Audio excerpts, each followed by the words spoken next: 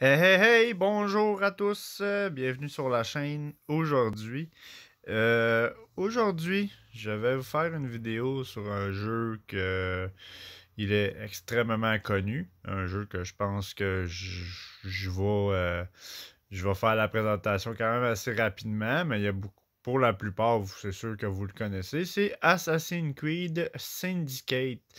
Alors, une des nombreuses licences des Assassin's Creed faites par Ubisoft, une compagnie que j'aime bien faire des vidéos là, sur cette compagnie-là, puisque c'est une compagnie d'ici qui travaille fort sur des bons jeux de qualité.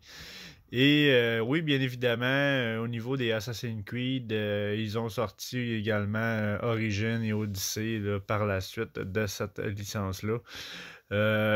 J'ai terminé Origin, j'ai terminé Odyssey, des jeux que j'ai adorés.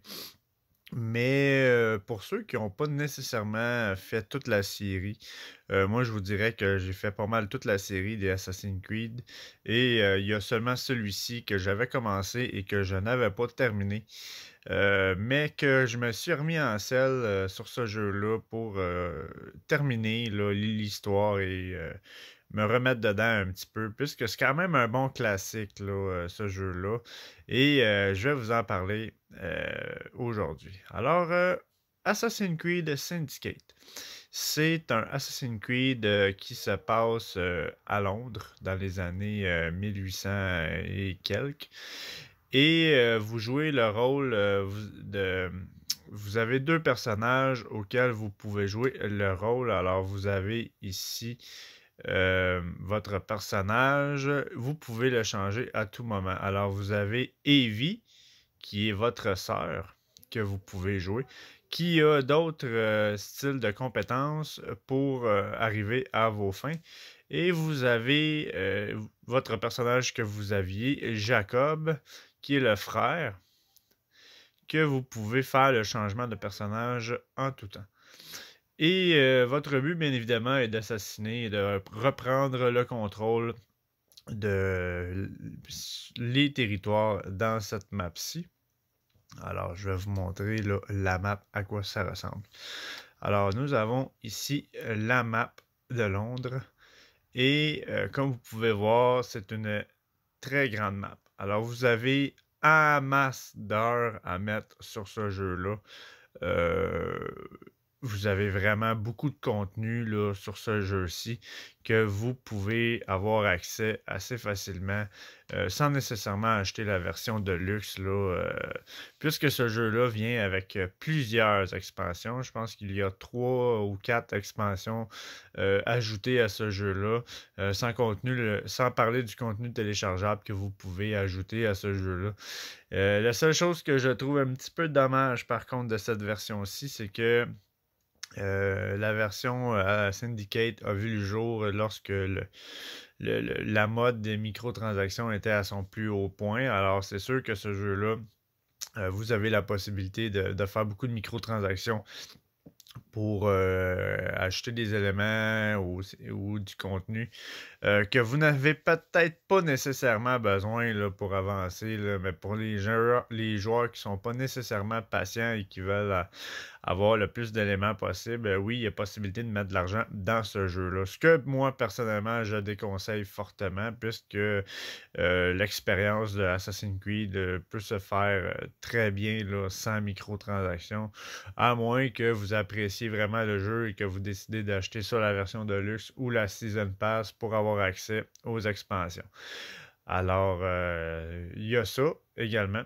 Et la map, comme je vous disais, j'étais rendu à l'explication. Vous avez beaucoup d'éléments. Et de la manière que ça fonctionne, c'est que vous avez un chef de bande, en fait, qui contrôle chaque quartier de cette ville-là.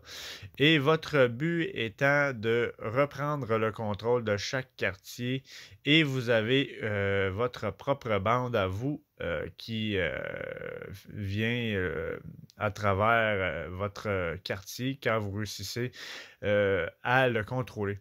Et vous pouvez également monter la compétence de votre bande pour avoir un maximum de force de frappe avec votre équipe dans ce jeu-ci. Alors, comment ça fonctionne? En fait, les territoires, c'est pas vraiment compliqué. Vous avez plusieurs missions annexes dans ces territoires-là que vous pouvez faire, dont vous pouvez faire des vols de cargaison.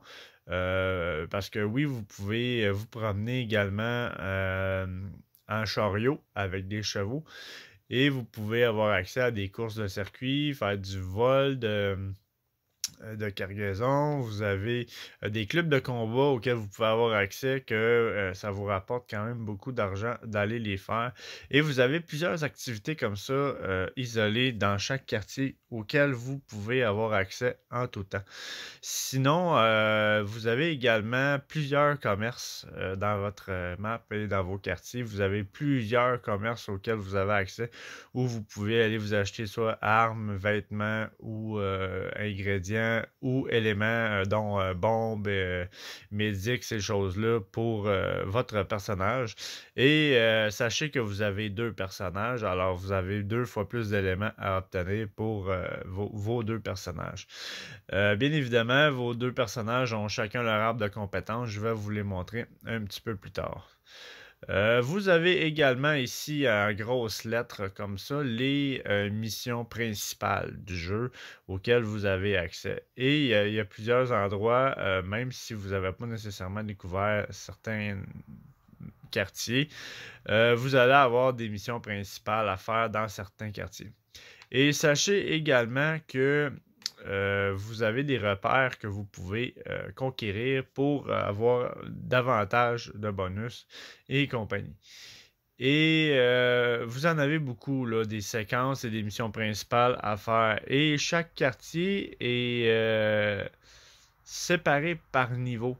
Alors, vous pouvez monter le niveau de vos personnages à force de monter vos compétences. Comme vous pouvez voir dans le haut, là, ils vous disent niveau suggéré pour aller dans ces territoires-là. Alors, celui-là ici, Southwark, il vous demande d'avoir le niveau suggéré 5. Ici, niveau 4. Niveau 6, niveau 8 et ainsi de suite. Alors, c'est sûr que si vous n'êtes pas nécessairement au niveau pour aller jouer dans ces quartiers-là, vous allez avoir des belles surprises là, face à vos adversaires puisque vous allez voir que le combat va être très très très difficile. Pour le même principe que toute la plupart des Assassin's Creed, je vous dirais toutes les Assassin's Creed, vous avez des points de vue à découvrir. Ces points de vue-là, en fait, ça vous fait découvrir la map. Et une fois que vous avez trouvé un point de vue et que vous y avez accès, en fait, la map va se dégager et vous allez voir là, ensuite de ça où sont vos missions principales et secondaires pour ce quartier-ci ou la zone du point de vue. Vous avez également plusieurs éléments de collecteurs à trouver dans vos quartiers qui peuvent vous donner également des avantages de bonus pour vos compétences. Ce qui est très très très utile d'essayer de les trouver et de travailler fort pour les obtenir puisque ce sont des bonus qui sont quand même très intéressants. C'est sûr qu'il y a beaucoup d'endroits où vous allez avoir de la misère à avoir accès et c'est à force d'avancer et de débloquer certains outils qui vont vous permettre de pouvoir avoir accès plus facilement à ces endroits-là comme le grappin, bref, je parle du grappin, mais il y a une multitude d'outils qui vont vous aider là, à pouvoir vous promener là, dans cette map-ci à force d'y avancer. Et pour continuer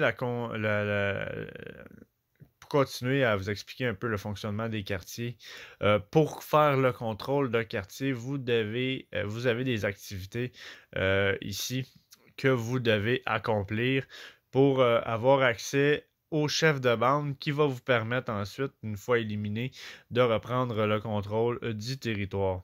Et comme vous voyez, quand je clique sur un élément, vous avez sur le côté le nom du chef de bande que vous devez trouver.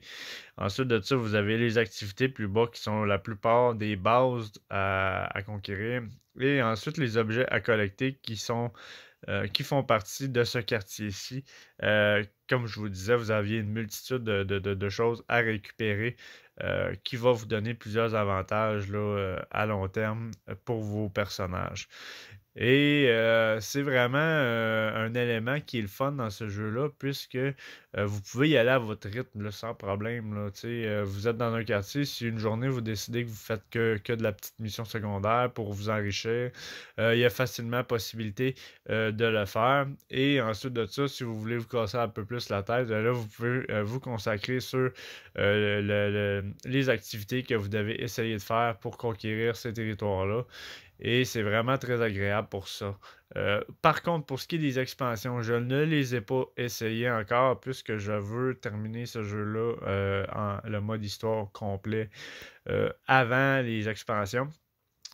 Puisque je veux avoir une expérience là, quand même assez unique de ce jeu-là, je veux terminer le mode histoire en premier et ensuite de ça, voir si je m'attarde sur les extensions de ce jeu-là. Mais il y a des grosses chances que ça arrive. Si jamais il y a des gens intéressés, par la suite, j'en reparlerai des expansions. Mais ça va être à suivre. Alors, grosso modo, pour ce qui est de la map, c'est à peu près qu'est-ce que j'ai à expliquer. Il n'y a pas grand-chose de plus que je pourrais vous dire, à part le fait que les missions principales sont extrêmement palpitantes. Une bonne histoire où, lorsqu'on la commence, on a le goût d'embarquer dans l'histoire, là, puisque c'est très bien scénarisé. Bien évidemment, Ubisoft est très très bon là, pour la scénarisation de l'essai Assassin's Creed.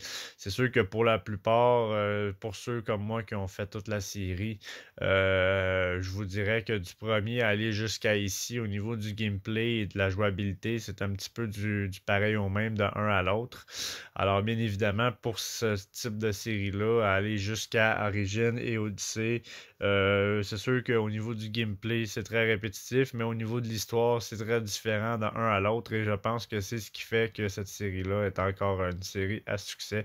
Malgré le fait que lorsqu'ils ont sorti les 2-3 derniers, ça a été très critiqué puisque c'était 2 jeux dans la même année et que un a été rempli de bugs et celui-ci a été un petit peu là, sorti à la rapide, comme on dit. Mais ces jeux ont quand même été bien patchés là, pour régler certains bugs qu'il y avait lors de la sortie. Et ils se sont très bien repris là, avec la sortie de Origin et de Odyssey qui ont été un succès monstre. Et pour ma part, que j'ai adoré faire. Alors, c'est ce que j'avais à dire sur la map et en général pour Assassin's Creed. Sinon, ensuite de ça, au niveau graphisme, je vais vous montrer un petit peu. Moi, je trouve que ce jeu-là, moi, je le joue en 4K présentement. Je trouve que ce jeu-là, au niveau graphisme et immersion, c'est un très beau jeu. Je trouve que c'est très bien fait, très bien dessiné. Les personnages, on s'y attache puisqu'ils ont chacun leur caractère, chacun leur histoire. Et lorsque vous regardez les gens se promener et tout, le jeu est très bien fait, je trouve, pour un jeu qui, ça fait plusieurs années qui est sorti. Je suggère fortement là, aux joueurs qui sont fans de la série de le jouer. C'est sûr qu'au début, il peut paraître un petit peu compliqué lorsque vous allez commencer le jeu. Il y a quand même beaucoup de choses à comprendre. Mais une fois bien compris, vous allez voir que la jouabilité est très, très, très simple et très, très ressemblant à la plupart des Assassin's Creed que vous avez probablement déjà joué. Alors, à suggérer. Sinon, ensuite, si on va dans le mode Press Start, vous avez ici dans le menu principal le journal de progression. Alors, ici, dans le journal de progression, vous avez accès à toutes vos activités que vous avez accès et ça vous donne exactement le pourcentage de où ce que vous êtes rendu dans le jeu. Alors, au niveau des chasseurs, des chasses de primes, vous allez réaliser que vous avez beaucoup de chasses de primes que vous pouvez faire qui vont vous rapporter un max d'argent ou de points de compétence ou de bonus quelconque. Alors, vous avez accès aux informations de toutes ces personnes-là que vous devez trouver et que vous pouvez faire l'assassinat pour obtenir des bonus. Libération d'enfants. Et encore là, toutes ces choses-là font partie des missions secondaires et des activités quelconques que vous devez faire pour justement débloquer vos quartiers le plus rapidement possible. Et comme je vous disais, la plupart des missions et des territoires sont classés par niveau. Alors, si vous avez le niveau requis, vous pouvez y aller sans problème. Si c'est plus élevé, je dis pas que vous ne pourriez pas y arriver, mais vous allez trouver que c'est une tâche beaucoup plus ardue que si vous avez le niveau pour vous y rendre. Alors, c'est exactement ce principe-là. Ici, vous avez accès à toutes vos activités. Alors, s'il y a quelque chose ou une information quelconque que vous voulez avoir, vous avez accès à tout ça ici sans problème. Vous avez vraiment toutes les informations que vous avez besoin. Et lorsqu'une nouvelle information se présente, vous avez un petit point d'exclamation ici dans le bas. Et ce petit point d'exclamation-là, ben, ça va vous donner accès à soit l'information ou un secret ou quelque chose que vous avez besoin de savoir pour avancer. Alors, vous avez vraiment là l'historique complet du journal de progression que vous avez à faire pour compléter le jeu. Alors, au niveau du journal de progression, ça ressemble à ça. Ensuite de ça, nous avons ici l'inventaire. Alors, ce qui est très agréable de ce jeu-ci, c'est que vous pouvez vraiment améliorer vos deux personnages comme bon vous semble. Vous avez accès à une multitude d'inventaires d'armes que vous pouvez acheter et acquérir. Et bien évidemment, ces armes-là sont classées par niveau. Alors, plus le niveau est élevé, bien évidemment, plus que l'arme est forte. Et vous pouvez en acheter et vous pouvez en gagner. Et vous allez voir que c'est vraiment...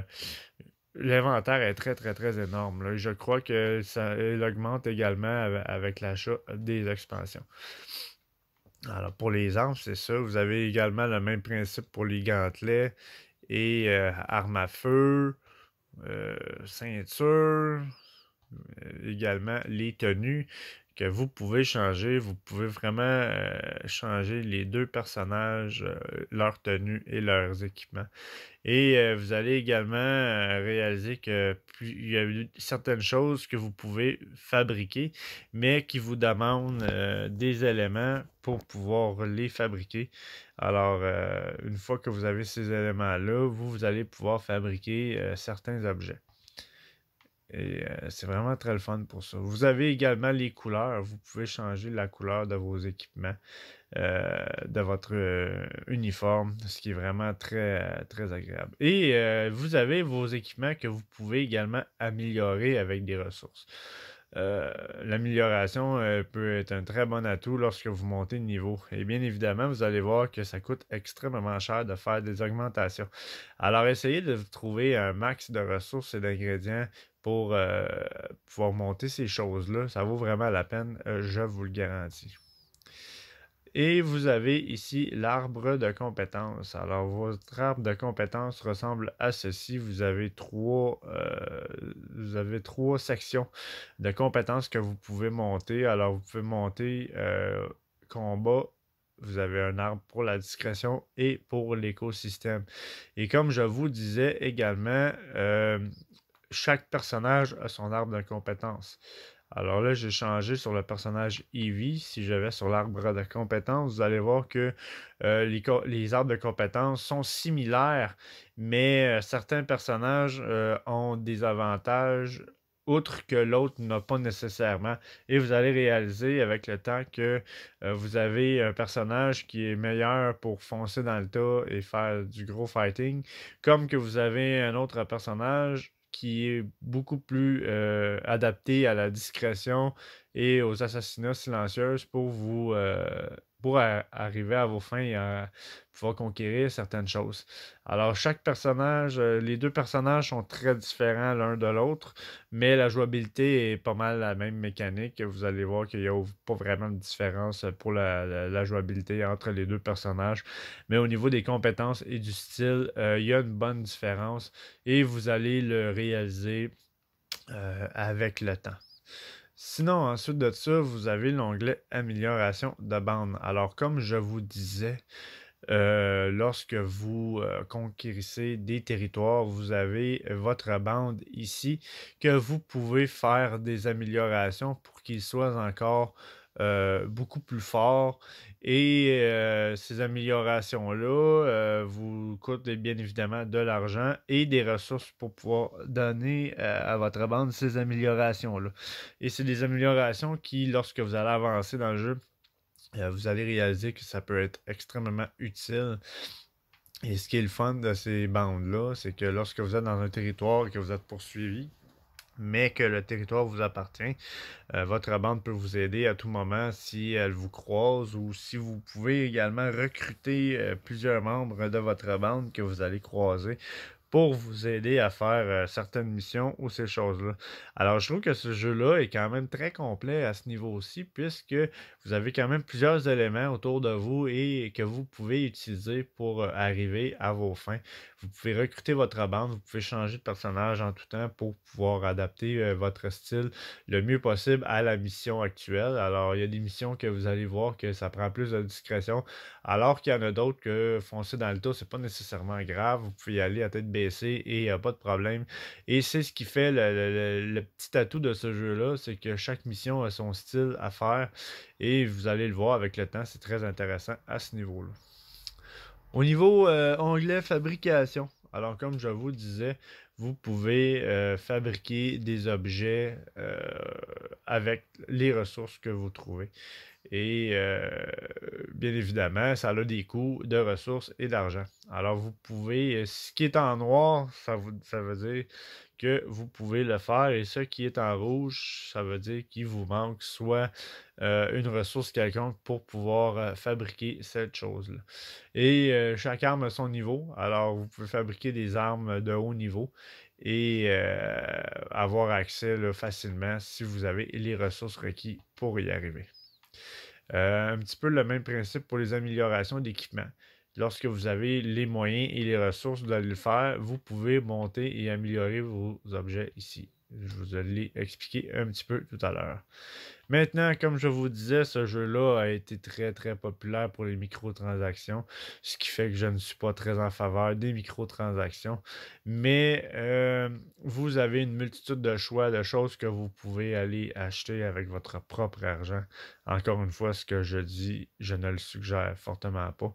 Mais pour les gens qui aiment le jeu, vous avez ici accès aux extensions du jeu.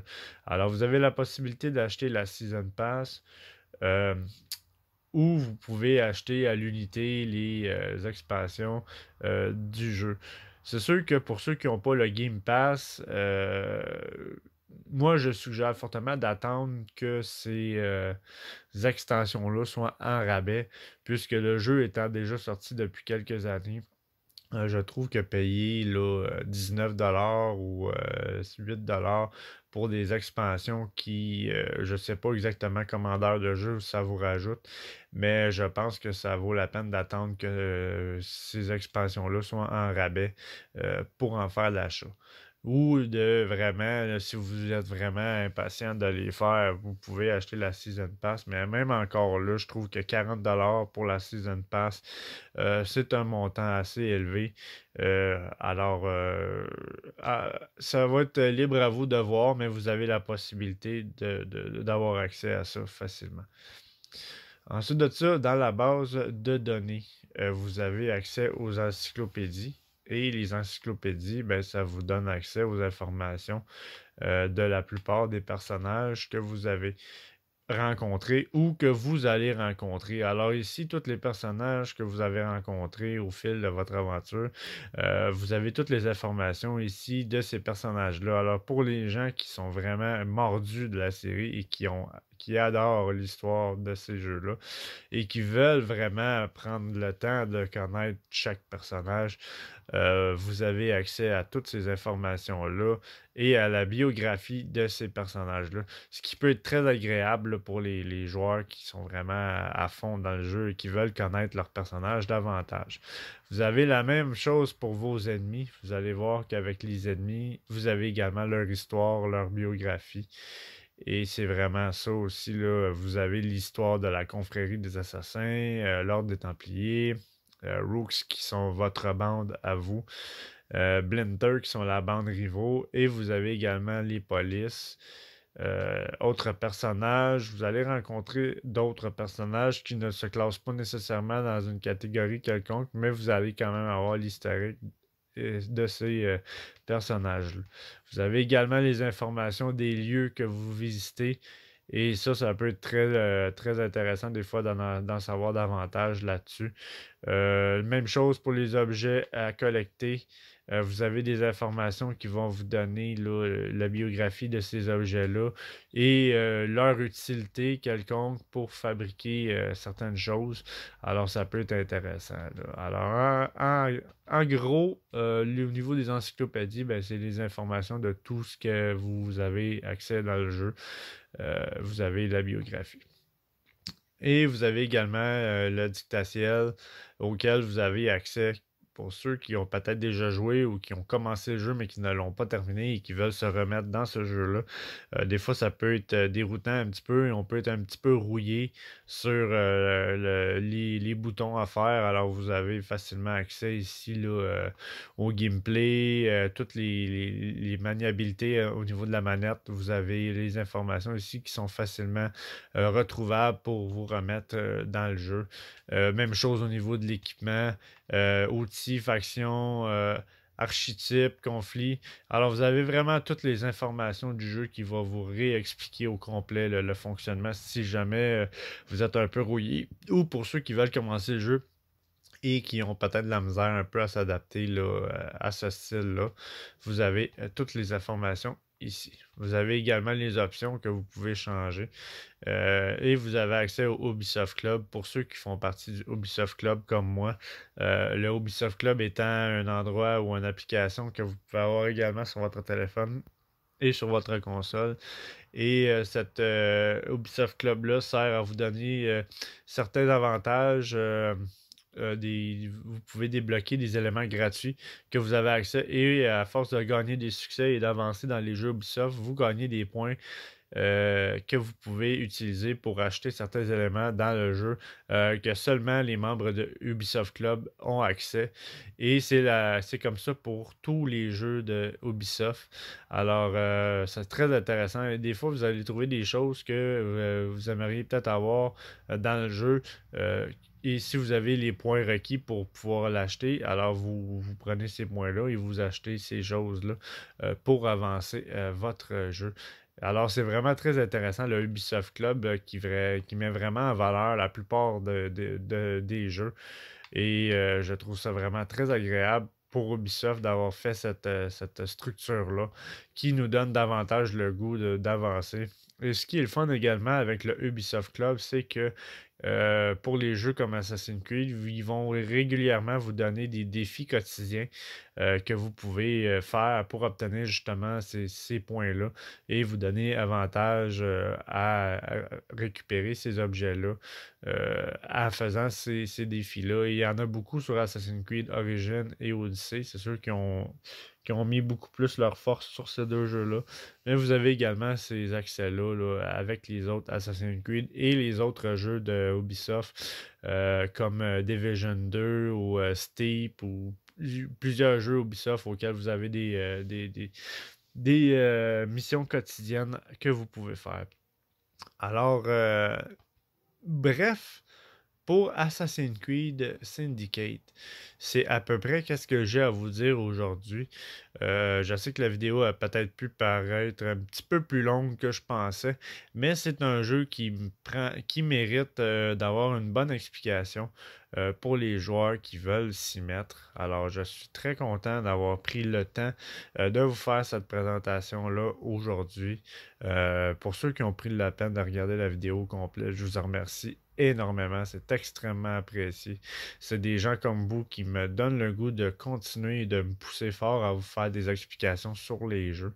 Alors, si vous avez aimé la vidéo, ne vous gênez pas à la liker, la partager ou la commenter. Et surtout, si vous avez aimé ma façon d'expliquer, abonnez-vous à ma chaîne YouTube et jusqu'à la prochaine surprise que je vais vous faire découvrir. Merci beaucoup encore d'avoir été là avec moi aujourd'hui. Alors, je vous souhaite une bonne fin de journée et à la prochaine pour la prochaine surprise que je vais vous faire découvrir. OK, à la prochaine.